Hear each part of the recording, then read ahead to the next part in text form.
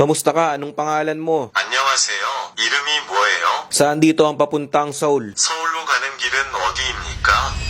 Wala nang language barrier kapag magta-travel ka sa ibang bansa na hindi English country. At dahil yan dito sa AI Voice Translator, 138 language lang naman yung kaya niyang i-translate. Grabe, napakadami nun. Kaya kung mahilig ka mag-travel, lalo na sa mga hindi English country, bagay na bagay sa ito. Hindi ka na mahirapan kausapin yung mga locals sa tuwing order ka sa mga restaurant. At hindi ka na rin mahirapan magtanong ng mga sakayan kapag naliligaw ka. Can I know where is the bus station here? 我能知道这里的公共汽车站在哪里吗？ O diba, sobrang angas. Goodbye language barrier na talaga. I-try naman natin sa ibang lingwahe.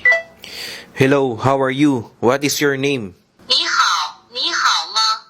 你叫什么名字？ Maraming salamat sa'yo. ありがとうございました。 Magandang umaga.